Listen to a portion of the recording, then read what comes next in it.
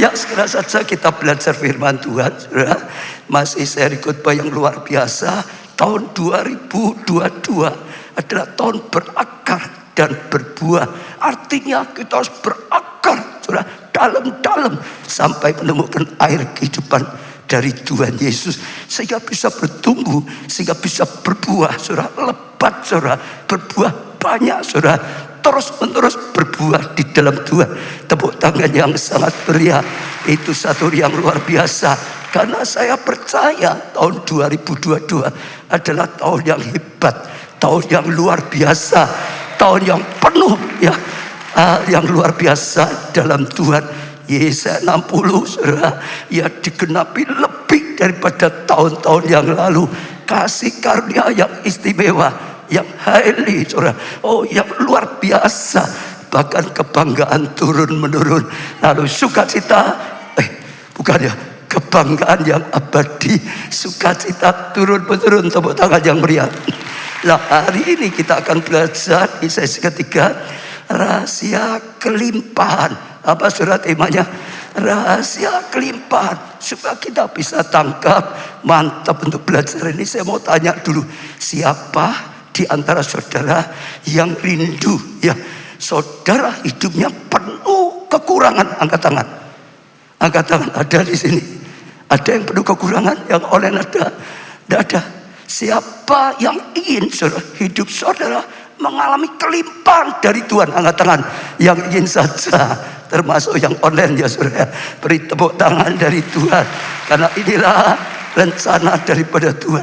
Jadi jangan takut waktu kita belajar bagaimana rahasia kelimpahan, bagaimana bisa dapatkan kemenangan, kesuksesan daripada Tuhan. Karena itu keinginan Bapa surgawi.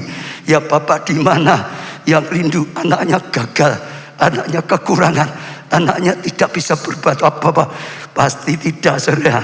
Ya, pasti orang tua, bapak ingin anaknya sukses, anaknya baik, bisa berhasil, mengalami kasih karunia. Apalagi Bapa yang di surga. Amin, saudara.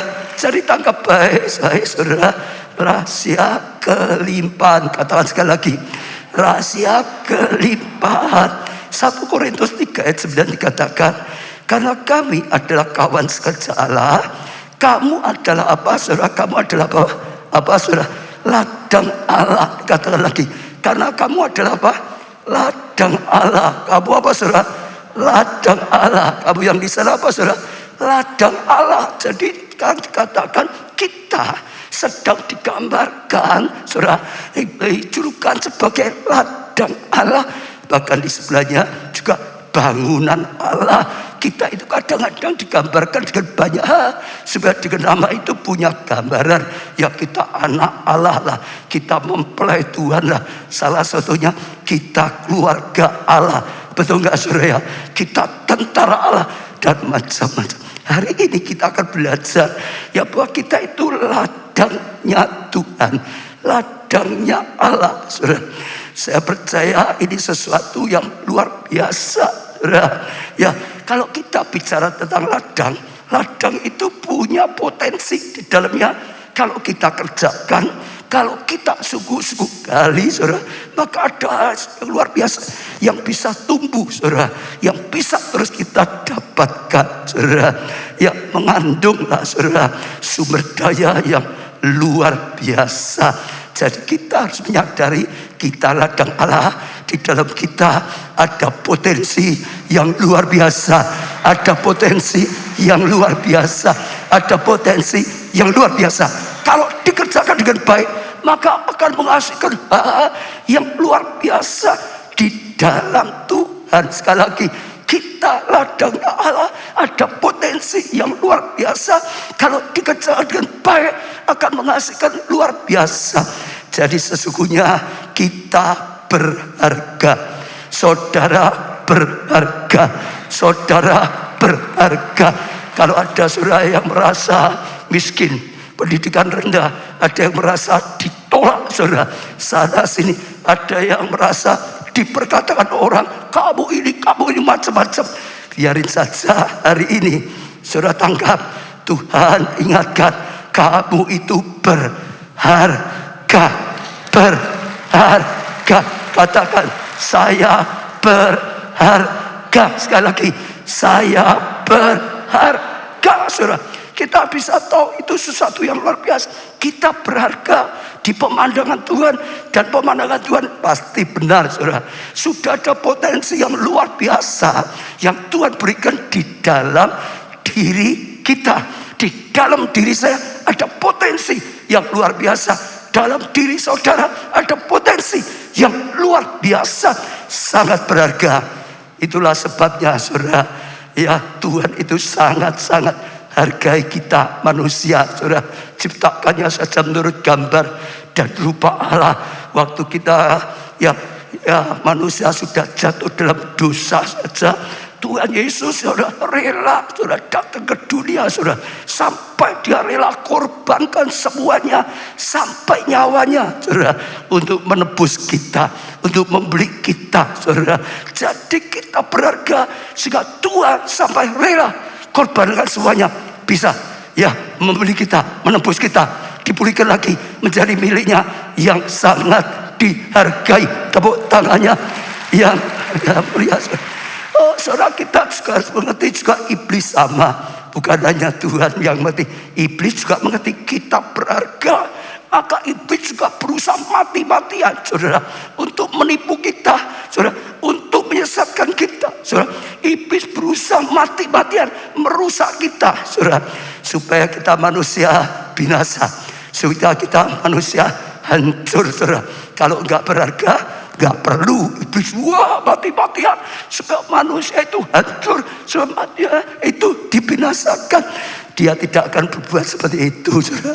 Lihat, kalau saudara lihat, jarang ada yang jarang binatang kerasukan setan gitu, jarang, saudara. Ayamku kerasukan setan itu jarang, saudara. Betul nggak, saudara? Tapi kita bisa lihat ada orang dirasuk setan, ada orang dipengaruhi setan, dan lain-lain. Sekali lagi, karena kita berharga, ya, tepuk tangan. Maka Tuhan mau, ya, ladang Allah, ya, kita yang hidup ini menghasilkan hasil yang baik, hasil yang maksimal, berbuah banyak, saudara. Karena tanah yang baik ada banyak potensi, ya, dibeli dengan harga yang mahal. Otomatis Tuhan ingin kita menghasilkan yang baik. Yesaya 5 ayat 1 dan 2. Aku hendak menyanyikan nyanyian tentang kekasihku, nyanyian kekasihku tentang kebun anggur. Kekasihku itu mempunyai kebun anggur di lereng bukit yang subur. Ia mencangkulnya dan membuang batu-batunya dan menanaminya dengan pokok anggur pilihan. Biji pilihan sudah dicangkul dan macam. Ia mendirikan sebuah menara dijaga di tengah-tengahnya, dan mengambil lubang tempat pemerasan anggur disiapkan. Yaitu tempat pemerasan anggur dulu itu di lubang untuk nampung anggur, diendapkan itu, saudara. Lalu saudara perhatikan, lalu apa? Dinantikannya. Lalu apa, saudara? Dinantikannya. Lalu apa, saudara? Dinantikan. Tuhan itu menantikan kita, saudara. Ladang yang berharga, saudara, yang dicangkul, yang dikerjakan, ditanami dengan benih yang terbaik, diusahakan, dijaga. Setelah itu dia menantikan, saudara, supaya kebun itu menghasilkan buah anggur yang baik. Maka Tuhan menantikan kita menghasilkan, ya, buah anggur yang baik, saudara. Ya, Tuhan menantikan saya, Tuhan menantikan saudara, Tuhan menantikan kita semua, sekali lagi, saudara, menghasilkan buah anggur yang baik. Tetapi yang dihasilkan ialah buah yang masam.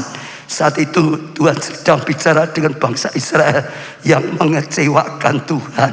Tuhan sudah mempersiapkan bangsa ini, dipilih, persiapan. Tuhan sudah melindungi macam-macam, beri kepandaian dan macam-macam, saudara. Ya, diberi hikmat luar biasa. Dan Tuhan menantikan. Sayang, saat itu mereka menghasilkan buahnya asam, kecut bagi Tuhan, saudara.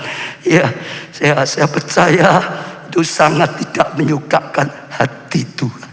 Saat ini saya ajak setiap saudara coba koreksi diri. Tuhan menantikan, Tuhan melihat. Kalau hari ini Tuhan melihat hidup kita, apa yang kita hasilkan? Hasil yang mengecewakan, hasil yang kejut, hasil yang pahit, hasil yang getir, atau hasil yang manis, hasil yang enak, hasil yang menyukakan Tuhan, hasil yang luar biasa bagi Tuhan. Saja jujur, buka hati, saudara. Ya, keterbukaan itu justru awal nanti bisa dipulihkan, saudara. Kalau semua ditutupi kekurangannya, nggak bisa terbuka dengan Tuhan. Kita itu termasuk orang yang berguna atau tidak. Kita termasuk orang yang produktif bagi kerajaan Allah atau tidak. Kita termasuk kebunnya yang menyukakan hati Tuhan, memuliakan nama Tuhan atau tidak. Kita menjadi gereja Tuhan, anak Tuhan yang sungguh-sungguh menomorsatukan Tuhan atau tidak. Yang sungguh-sungguh juga jadi berkat bagi sesama atau tidak. Yang sungguh-sungguh menghasilkan yang Tuhan inginkan dalam hatinya Tuhan. Saja semuanya koreksi diri. Lihat kita masing-masing, bukan untuk orang lain, tapi untuk kita. Saya percaya itu sesuatu yang penting. Beri tepuk tangan bagi Tuhan.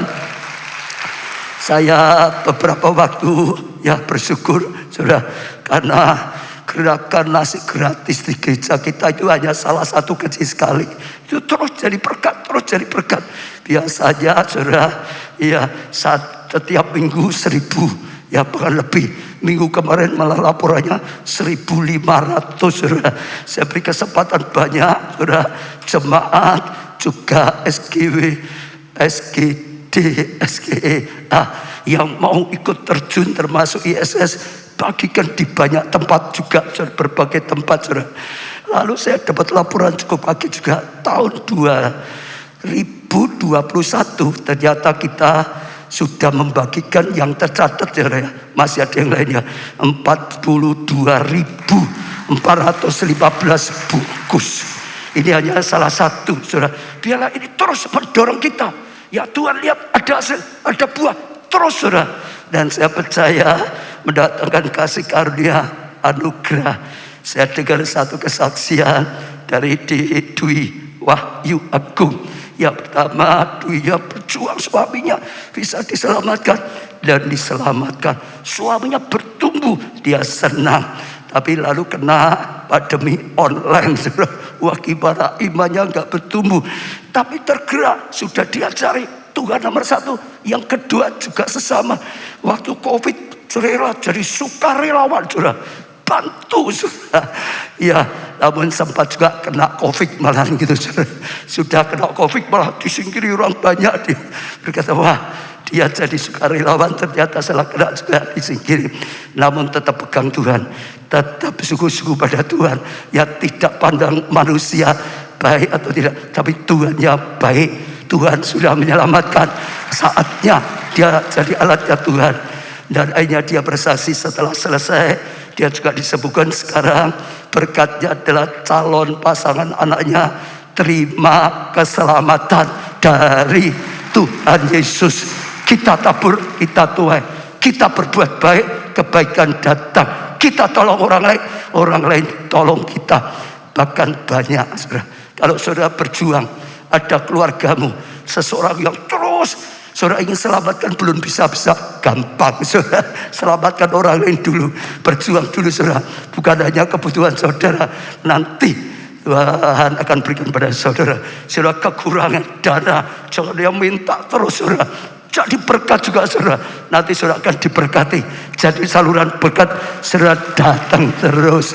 Saudara minta dikasih, diampuni Tuhan. Ampuni orang lain dulu, saudara. Saya percaya itu keinginan Tuhan. Amin. Nomor satu kan Tuhan. Tuhan berikan kasih, tabur kasih. Tepuk tangannya lebih beriman. Kita akan belajar 3 prinsip menjadi ladang Tuhan yang berbuah lebat. Ada 3 yang kita pelajari. Yang pertama, menyadari bahwa Tuhan pemilik ladang hidup kita. Ladang itu milik Tuhan, bukan milik kita sebagai penggarap ladang. Kita itu hanya penggarap saja, tapi semua dari Tuhan.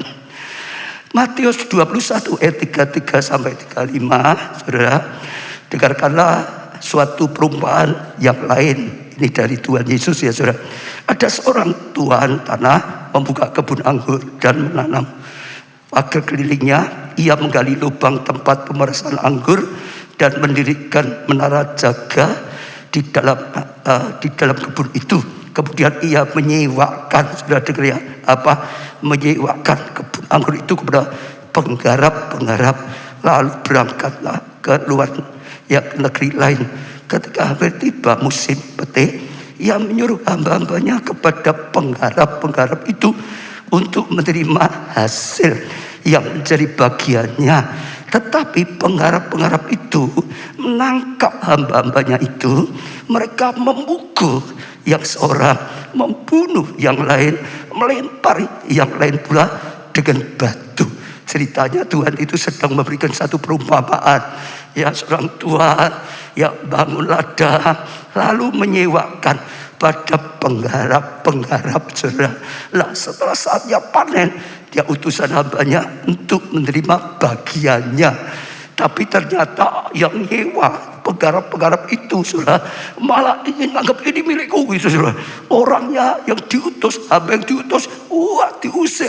Bahkan dikatakan di sini, saudara, ditangkap, saudara, bahkan dipukuli, saudara, bahkan dibunuh, saudara, dan banyak hal.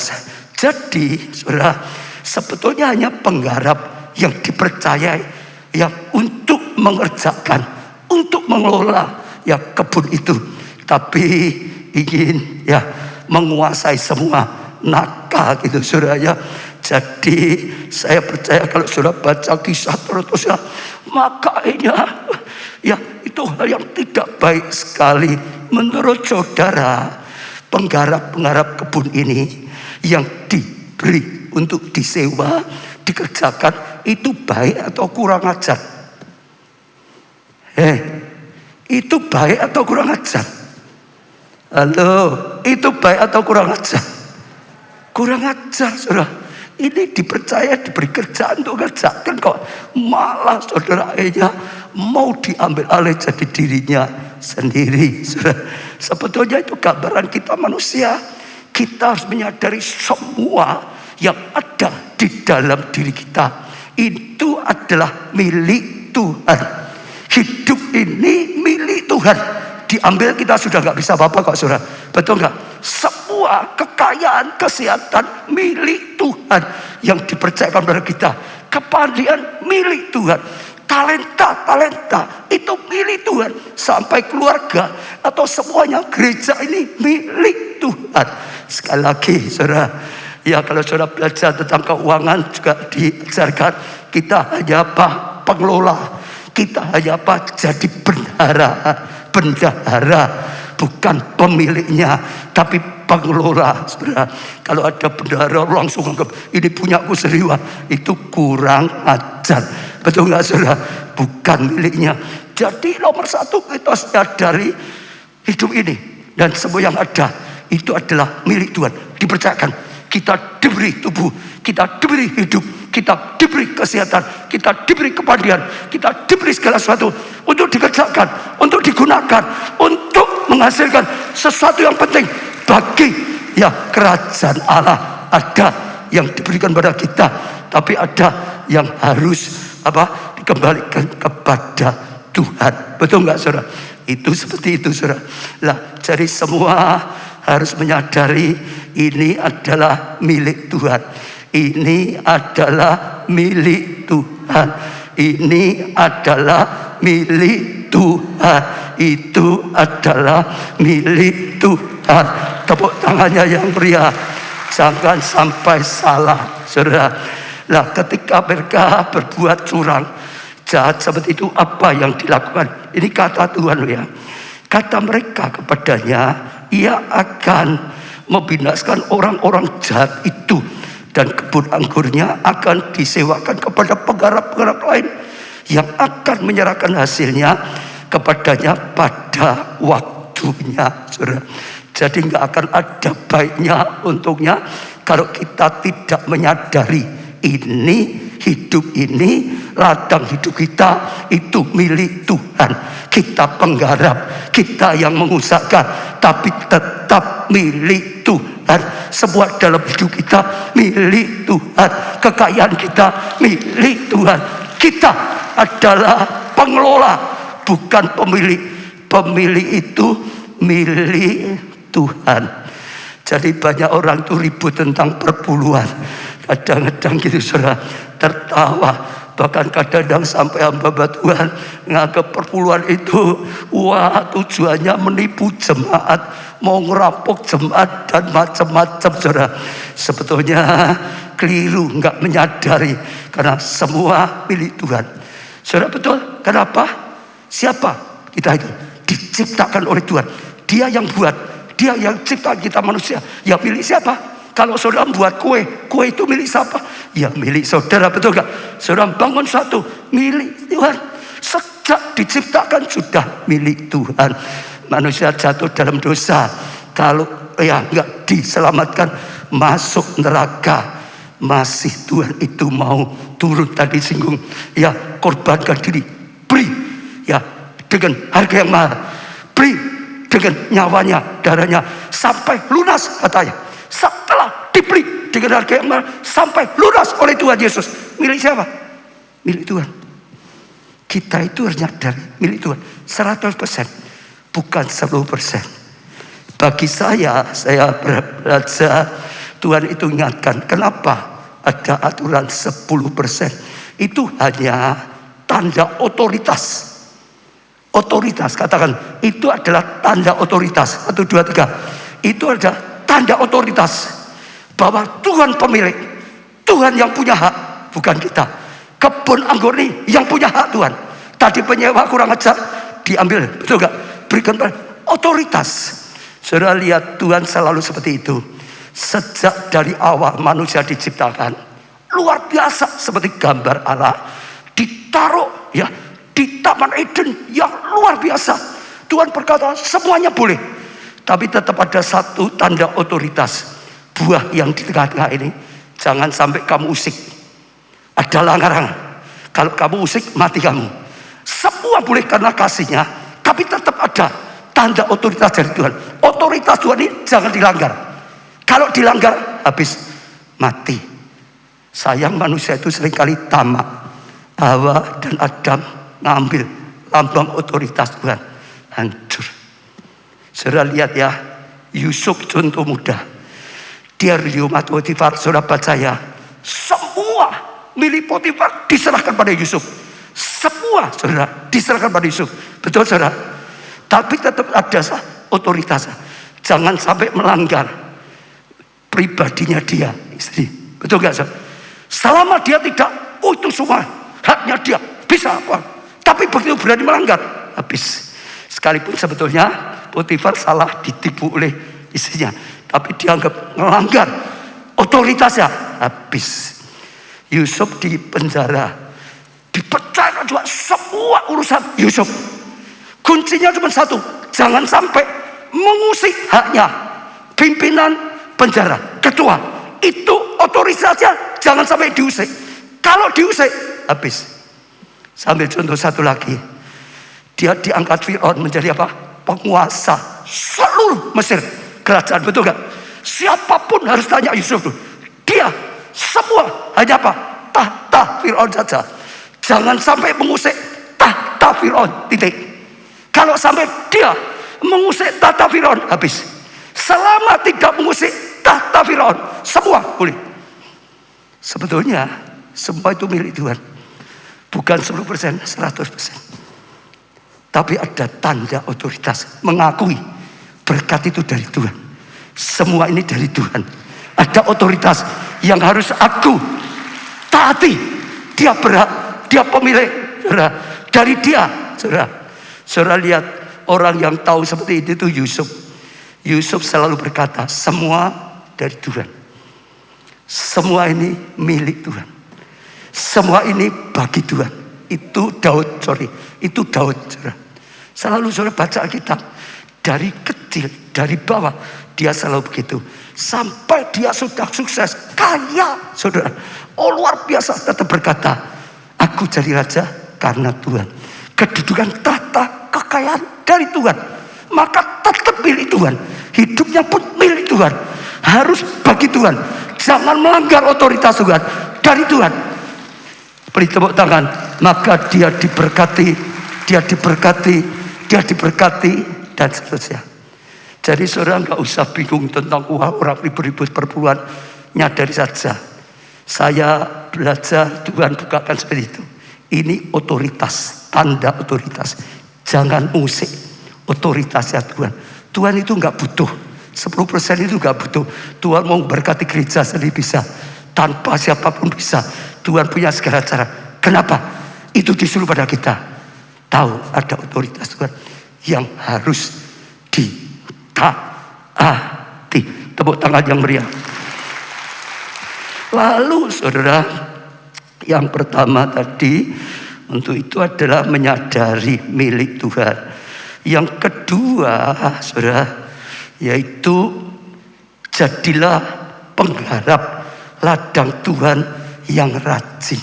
Sudah dipercaya ladang harus digarap yang baik, yang rajin. Saudara sadar, diberikan semuanya. Jangan dibiarkan semua, kalau dibiarkan rusak.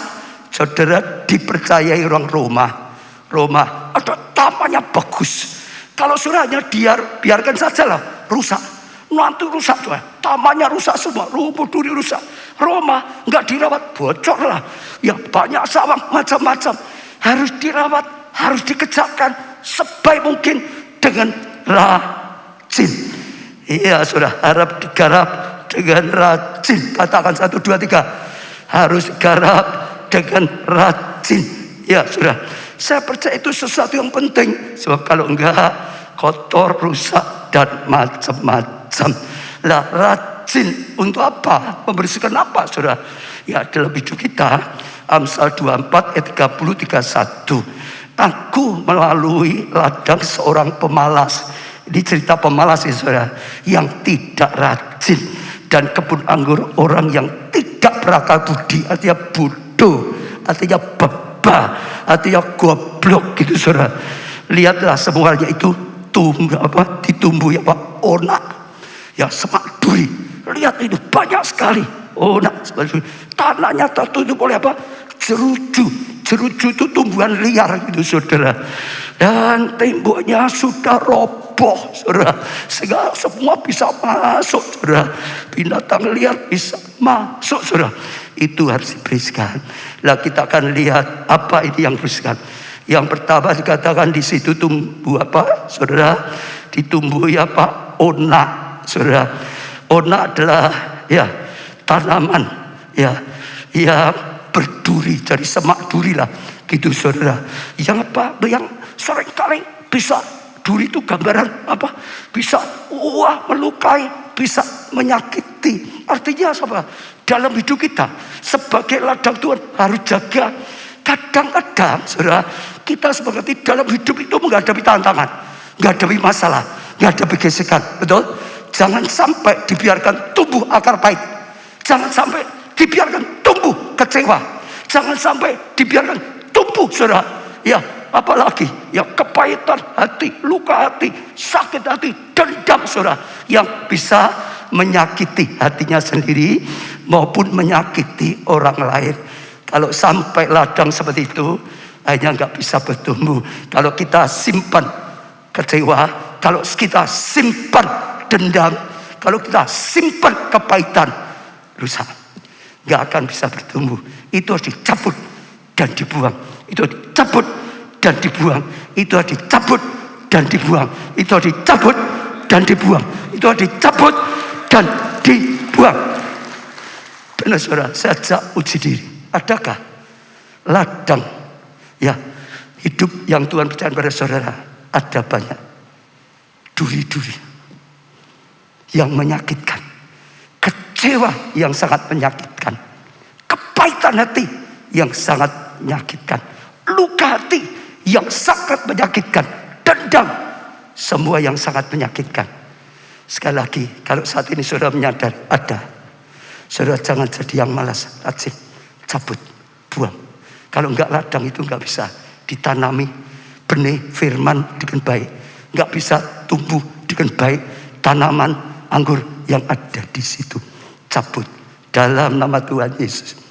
Hari Jumat saya nyampaikan firman Tuhan, ada kaitannya dengan ini. Saudara lihat semua sejak dari awal, kalau tidak dicabut, saudara nggak bisa bertumbuh. Yang sudah sukses pun gesekannya akan lebih besar. Jangan sampai saudara sudah sukses karena gesekan, simpan kecewa, pahit dan semuanya, saudara. Kalau saudara nggak hati-hati, saudara bisa meledak. Saya belajar tentang Musa. Musa itu luar biasa sekali. Dipilih, saudara, sudah disertai Tuhan, kuasa mujizat diangkat luar biasa, laut dibelah banyak, tapi dia mengalami dalam kepemimpinan bangsa Israel tegar tengkuk, selalu sungut-sungut, selalu berontak, selalu mengatakan yang tidak baik, kurang air sedikit marah-marah, ditolong oleh Tuhan, ya lalu marah lagi kalau kurang lagi. Lalu setelah itu merasa kurang makan, marah-marah. Saudara, turunkan mana? Segala marah-marah.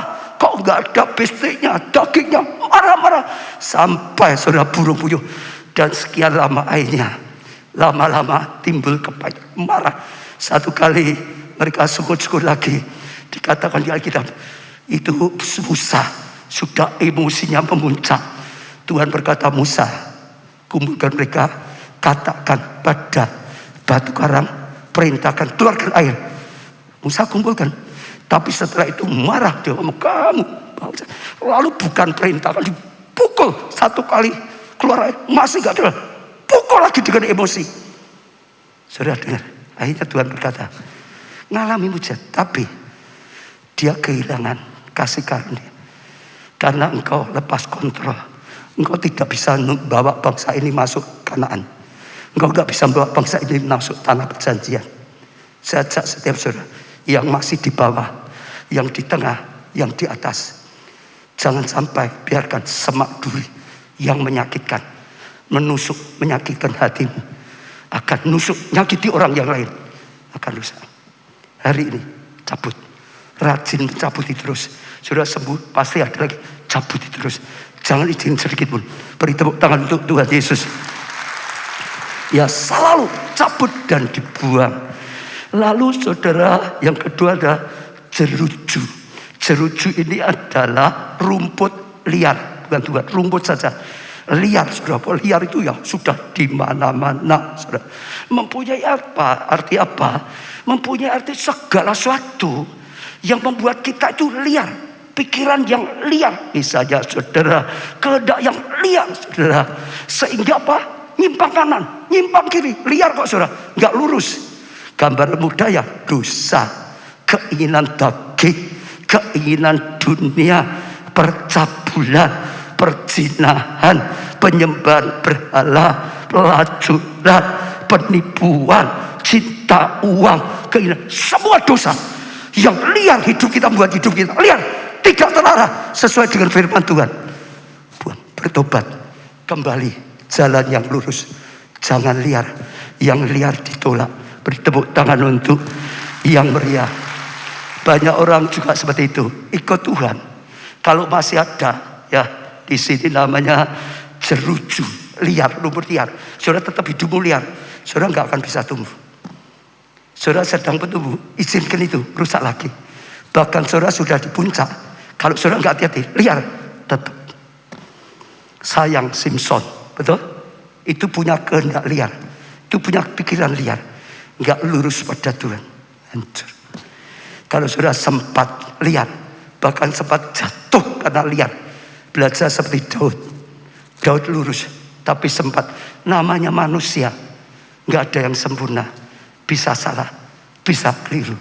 Tapi baiknya dari Daud, begitu nyimpang, ditegur, langsung sadar, minta ampun, lalu lurus, dibenahi. Hari ini, kalau ada yang sempat liar, dengar, saudara kembali, minta ampun, maka saudara lulus, saudara akan menjadi ya ladang Tuhan yang subur, yang bertumbuh, pohon anggur yang menghasil anggur yang baik. saudara. Saya percaya itu sesuatu yang luar biasa. Yang ketiga ialah tembok yang roboh, saudara. Tembok itu apa? Perlindungan, saudara. Jadi jangan sampai biarkan tembok itu roboh. Apa tembok apa, saudara? Tembok pengharapan, tembok iman, saudara. Jangan izin roboh, kokoh. Kalau roboh, bangun lagi iman, saudara. Bangun lagi pengharapan, saudara. Oh, tembok doa saudara, hubungan pribadi, tembok ibadah saudara, tembok pelayanan saudara, ya, tembok visi saudara, impian saudara. Jangan ada yang goyah, apalagi roboh, jangan sampai. Kalau ada yang doanya roboh, kalau ada yang imannya roboh, pengharapan roboh, ibadahnya roboh, pelayanannya roboh, saudara. Oh, saudara, sekali lagi, visinya roboh, sudah, dalam nama Tuhan, bangun kembali tembok itu. Bangun iman saudara, bangun pengharapan saudara, bangun doa saudara, bangun ibadah saudara, bangun pelayanan saudara, bangun saudara. Saudara akan aman, saudara akan bertumbuh, saudara akan mengalami kasih karunia. Saya senang saudara, tadi pagi Natal Umas. Ya, waktu berapa minggu yang lalu saya melayani Umas, saya kata Umas harus semangat. Banyak orang tua dan loyo, semangat lawan loyonya. Lalu saya kata, Umas, selamatkan jiwa. Hidup adalah kesempatan untuk dipakai Tuhan. Paulus berkata, bagiku hidup Yesus, mati pun untung. Kalau harus hidup, harus menghasilkan buah. Jadi tetap sudah umur mas, umurnya adalah mas, bukan sisa umur, bukan umur yang tidak berguna. Umur mas, selamatkan. Saya dorong semua bawa jiwa. Saya kaget saudara, tadi wah, mereka pujiannya pakai poco-poco, rohani saudara. Umas yang poco-poco, saudara. Yang datang menurut butik 600 lebih. Menurut saya malah lebih daripada itu. Mereka bawa banyak jiwa, dipakai Tuhan, selamatkan jiwa. Luar biasa. Minggu kemarin kita belajar tentang Kaleb, betul? Tetap teguh, tetap kokoh. Sekalipun saudara 45 tahun janji Tuhan belum digenapi, dia berkata, hatiku tidak goyah, imanku tetap sama, gak roboh. Ya, aku pegang visi, tetap pegang, gak roboh. Beri kesempatan. Saat itu diberi kesempatan. Pada masa tuanya, umur 85, dia mengalami kesuksesan yang paling top, yang belum pernah dialami saat masih muda. Dia berhasil paling top. Kok diam tuh saudara? Saja saudara, itu bangun. Ada sedikit yang ingin saya sampaikan. Kita akan terus bangun saudara. Gereja kita sedang memikirkan ya misbah doa pagi. Biasa dari dulu gereja mesti ada ya doa pagi itu. Wah, saya lihat kebutuhan kalau sedang alami lawatan biasa doa pagi itu juga wah bisa ribuan saudara. Kita mulai misbah doa pagi supaya jemaat bisa datang. Supaya apa? Jemaat bisa datang pagi-pagi. Cari Tuhan dulu. Yang kuat bangun imannya menghadapi pergumulan hidup. Nah, kita sedang coba saudara. Nah, ini sedang diset. Ya, tapi belum selesai. Ya, supaya baik nantinya lanjutkan lagi. Baru tadi diset lagi. Nah, saudara, supaya nanti sudah jadi baik. Ya, jika ada bisa onsite dan online. Yang datang diberkati, yang dia ikut online diberkati. Setelah hamba-hamba Tuhan sampai firman, mungkin bisa mendoakan juga, saudara, sehingga ada sangat nyata impartasi, memberikan kekuatan yang luar biasa. Tepuk tangan.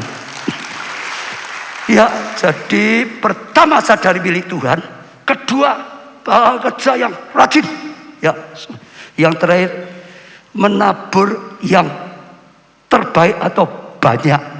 Yesaya 30 ayat 23. Lalu Tuhan akan memberikan hujan bagi benih yang baru kamu tabur. Sampai di sini dulu. Tuhan memberikan hujan kapan? Memberikan hujan. Tuhan memberikan hujan bagi benih yang apa? Baru kamu tabur. Sebelum ditabur belum diberi hujan. Saudara tangkap dulu ya. Yang baru kamu tabur diberi hujan.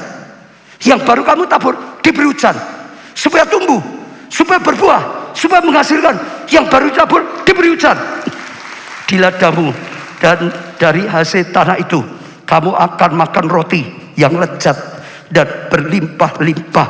Pada waktu itu ternakmu akan makan rumput di padang rumput yang luas limpah, ya meriah, melimpah sesuai dengan firman-Nya. Setelah semua tanahnya, ladangnya baik ditabur, Tuhan mulai beri hujan, Tuhan mulai berkati, Tuhan terus kerja dengan baik, dan lihat kasih karunia yang luar biasa. Jangan sampai tidak menabur. Orang yang berhenti menabur akan berhenti menuai. Petani yang berhenti menabur pasti berhenti menuai. Biarpun sempat gagal, tetap petani itu yang waras ya, tetap nabur. Yang waras tetap itu. Sebab gak nabur lagi, gak pernah ada panen, gak pernah ada menuai, tetap saja menuai.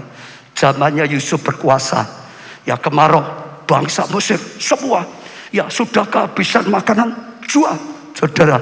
Ya apanya, misalnya ternaknya untuk dapat makan, jual lagi habis apanya, misalnya terpas ladangnya dijual untuk bisa dapat makan, jual lagi apanya, rumahnya, sampai jual lagi dirinya, saudara. Nggak pernah selesai. Tapi terakhir saudara baca, mereka mintanya pada Yusuf beda, beri aku benih, bukan lagi roti, bukan lagi gandumnya, benih. Sebab mereka sadar kalau hanya terus yang sudah jadi habis. Beri aku benih supaya bisa menabur dan akhirnya pulih kembali kehidupannya. Beri tepuk tangan yang meriah. Sudah tabur apapun keadaannya, justru saat krisis, saat kita tahu apa yang harus kita lakukan, breakthrough, malah kelimpahan. Ya, dunia gelap, bangsa gelap, sudah lihat kesaksian ngalami luar biasa. Ishak justru saat kemarau Tuhan berkata, nggak usah pergi, di sini aja tabur, karena aku sudah janji tanah ini akan diberikan. Waktu Ishak berani taat, tidak pergi, tidak cari di mana-mana, di tempat itu tabur sesuai dengan rema yang Tuhan berikan, 100 kali lipat padanya, dan terus lebih berlimpah. Saya pelajari banyak, saudara lihat gereja, kalau saudara lihat, khususnya yang terakhir kalau saya lihat banyak di India, Pak Budi ikut ya, bisa memberi makan setiap minggu berapa ya, 100.000 kalau nggak salah. Dengar, kok bisa? Hanya ada satu, jemaatnya menabur. Kalau nggak mungkin ada. Betul? Kita pun baru 1.000 karena ada yang nabur. Nggak ada. Tapi saudara lihat Tuhan berkati luar biasa. Saya belajar banyak dulu kalau di Nigeria, David Oyedepo, bukan yang sekarang. Luar biasa. Orang itu kalau yang namanya nabur bukan disuruh-suruh. Itu kesempatan. Itu anugerah, saudara. Itu luar biasa, saudara baca yang di sana.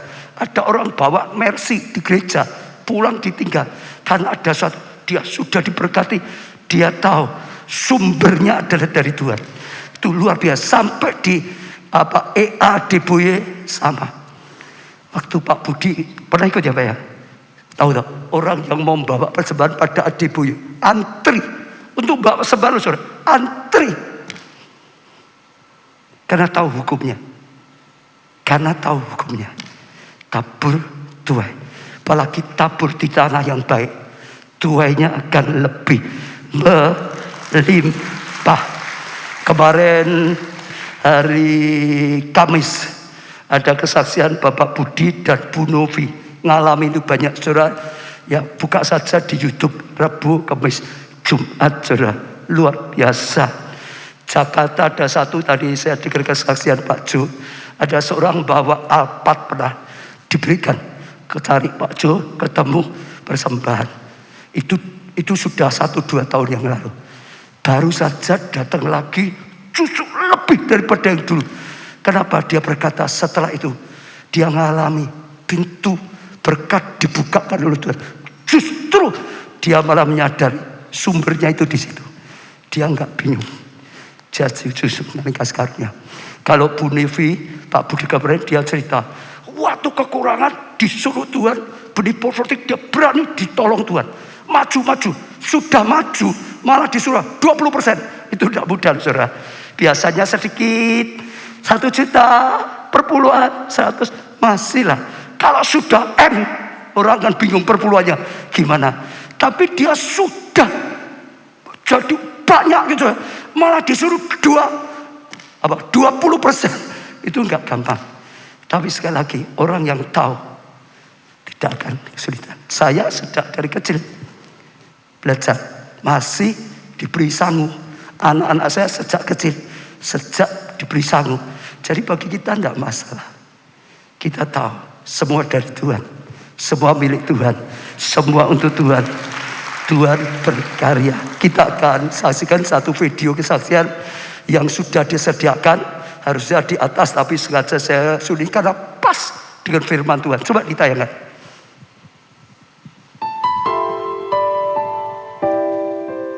Waktu itu bulan September, kami mendengarkan pemuritan dari Pak Obaja. Pak Obaja menjelaskan bahwa persembahan yang terbaik untuk Tuhan itu berbeda dengan memberikan persembahan kepada manusia.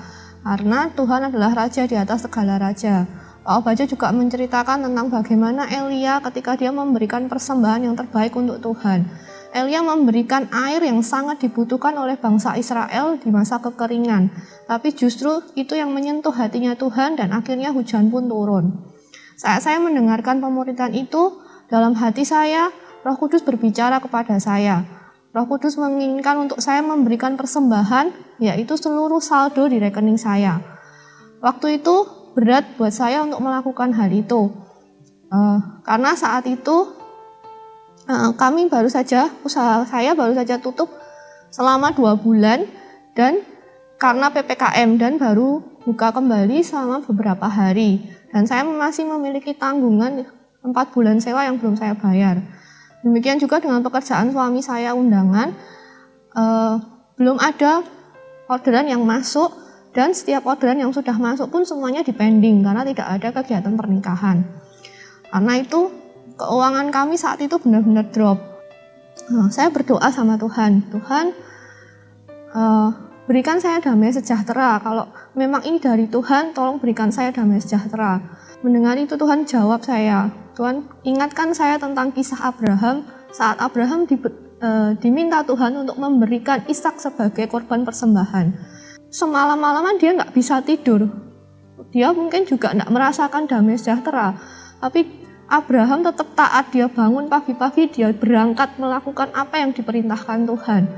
Saat saya mendengar hal itu, saya masih berat untuk melakukan hal itu. Saya tanya lagi sama Tuhan, saya berdoa, saya tanya lagi sama Tuhan. Bagaimana Tuhan kalau pertolonganmu tidak datang? Saya bagaimana bayar semua tagihan-tagihan saya? Dan Tuhan pun menjawab. Tuhan mengingatkan tentang kisah Sadrah, Mesah, dan juga Abednego. Ketika mereka dimasukkan dalam perapian, ketika mereka diminta untuk menyembah berhala, mereka menjawab, sekalipun tidak ada pertolongan dari Tuhan, kami tetap tidak mau menyembah berhala. Dan saat itu, sungguh-sungguh hati saya hancur. Ada atau tidak ada pertolongan dari Tuhan, saya mau belajar untuk taat. Dan hari itu saya putuskan untuk saya cerita ke suami saya, karena saya mau jadi keputusan bersama. Dan ketika istri saya menceritakan apa yang dia dapat dari Tuhan, saya teringat kisah tentang janda Sarfat dan Nabi Elia. Waktu itu Nabi Elia datang kepadanya dan meminta untuk dibuatkan roti untuk dia makan. Nah, janda Sarfat itu hanya berkata, kami hanya memiliki sedikit tepung dan minyak dalam buli-buli. Kalau kami membuatkan makanan untukmu, besok kami akan mati.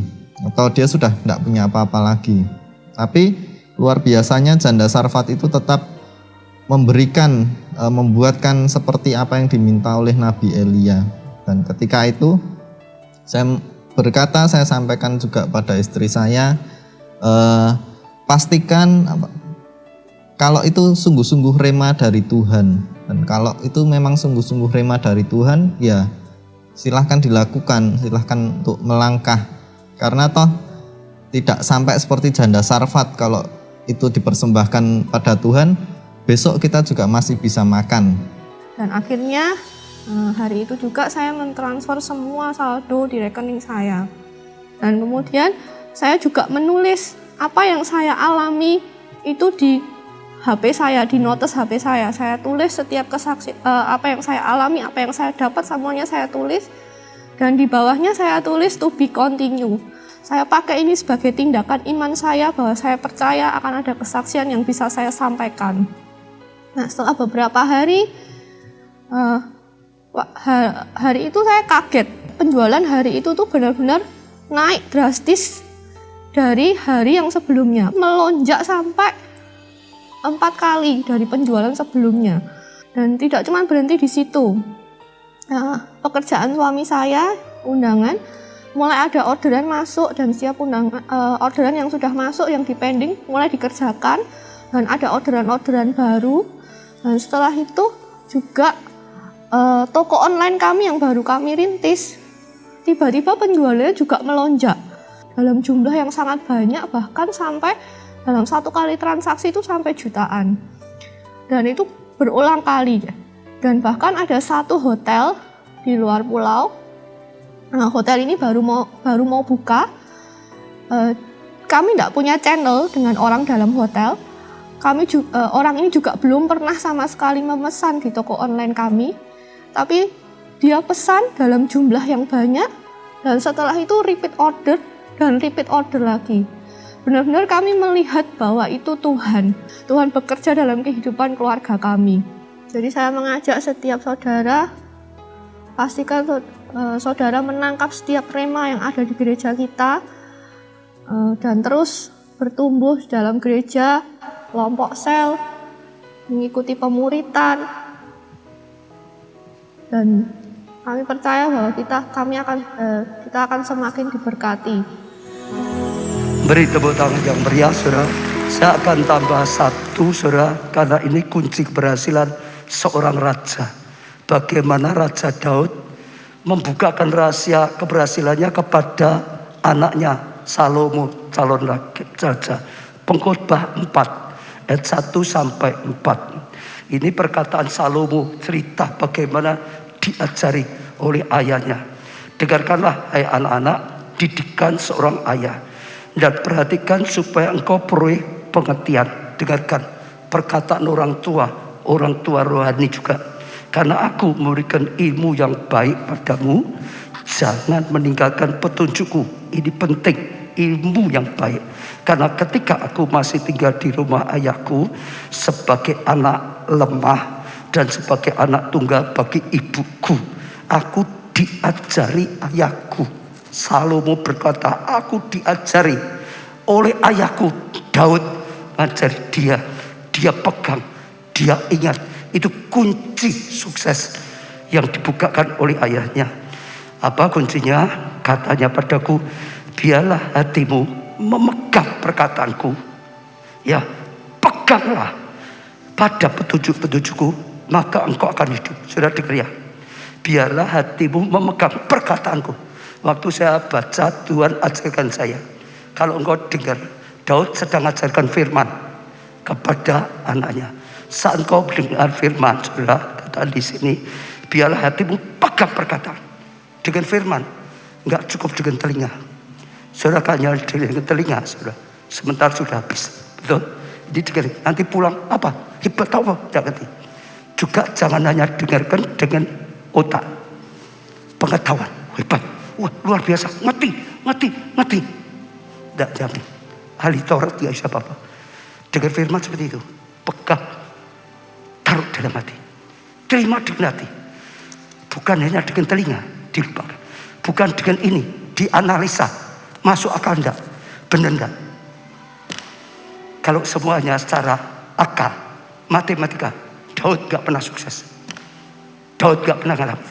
Daud ajari Salomo. Waktu kau dengar firman, saudara, jangan hanya telinga, jangan hanya ini, tangkap hati, tangkap. Lama-lama hatimu penuh firman.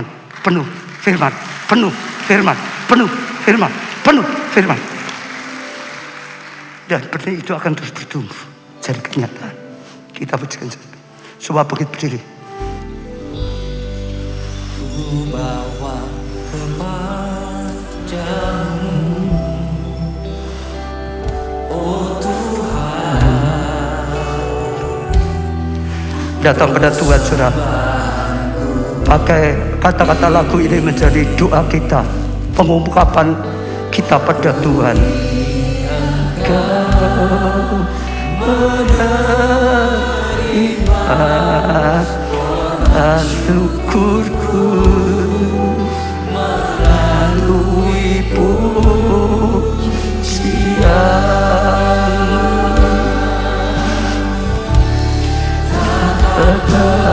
Aku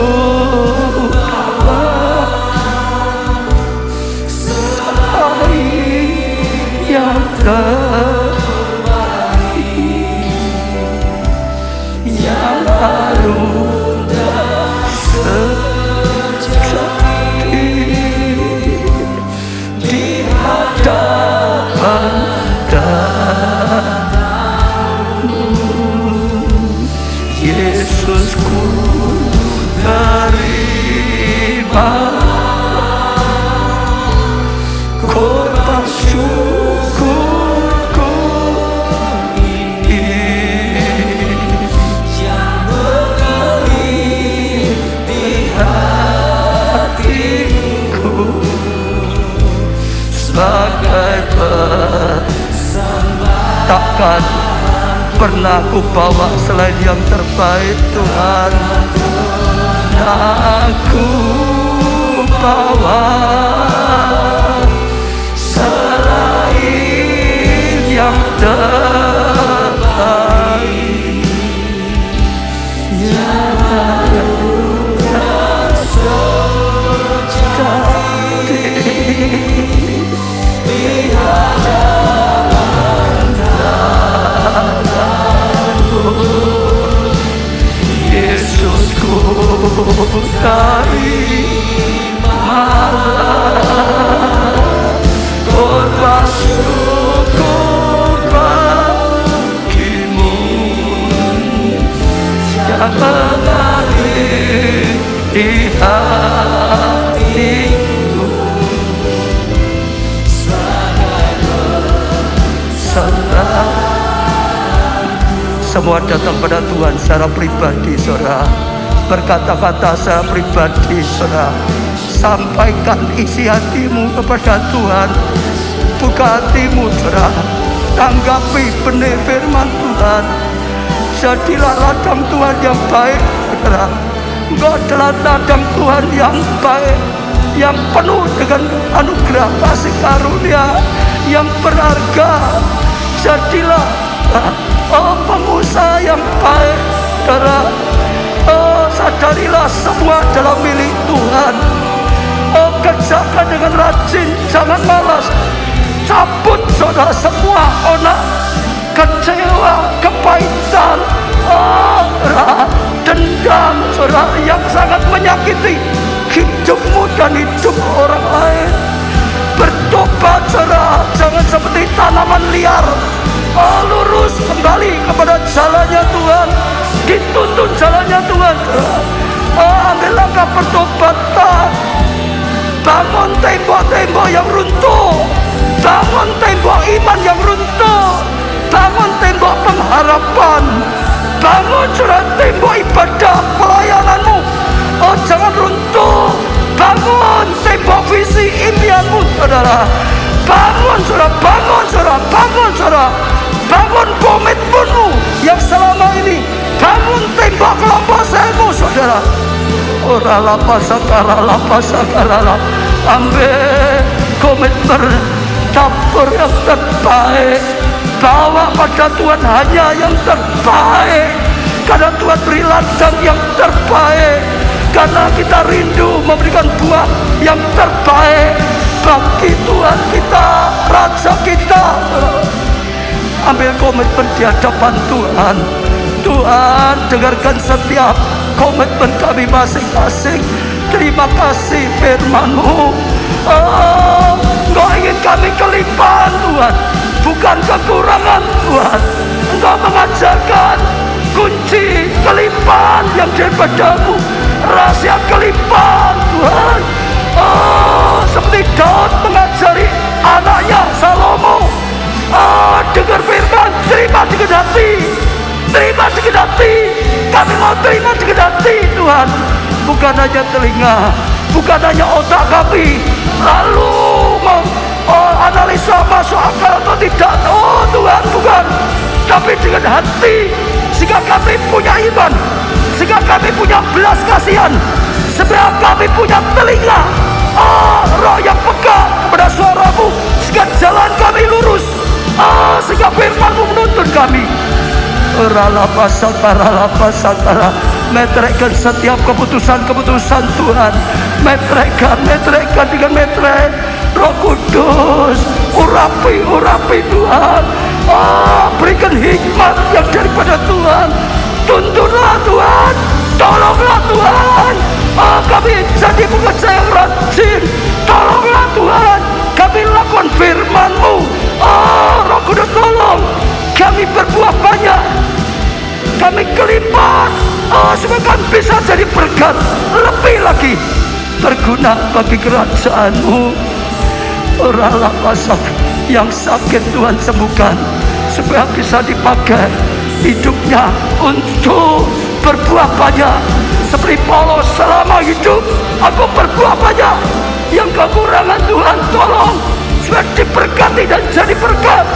Yang berdosa bertobat saudara, yang cinta uang berubah cinta Tuhan saudara, terus berjalan dalam tuntunan Tuhan.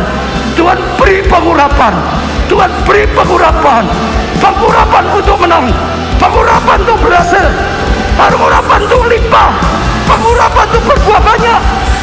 Diimpatasikan, aku impatasikan pengurapan ini. Tangkap saudara iman ini. Kami tahu sesuatu yang luar biasa sudah Kau kerjakan, sudah Kau berikan. Terima kasih Tuhan. Kami kelimpahan dalam Tuhan, kami kelimpahan dari Tuhan, kami berbuah banyak dari Tuhan, kami jadi berkat luar biasa dari Tuhan. Kami akan pulang, dan Tuhan, kami akan jadi pelaku firman, dan firman-Mu pasti terjadi. Terima kasih. Angkat tangan saudara. Diberkati saudara oleh Tuhan, diberkati dengan kelimpahan daripada Tuhan, diberkati dengan kebun yang daripada Tuhan yang luar biasa, berbuah banyak luar biasa. Diberkati keluargamu, kesehatanmu, pertumbuhan iman rohanimu, kesaksian pelayananmu, diberkati studi atau pekerjaanmu, keuanganmu, masa depanmu, segenap kehidupanmu, nasibmu, diberkati dan jadilah berkat karena anugerah dari Allah Bapa, kasih karunia dalam Putra yang tunggal Tuhan Yesus, dan persekutuan di dalam Roh-Nya yang kudus, yaitu Roh Kudus sampai selama-lamanya. Sudah diberkati, katakan bersama-sama amin.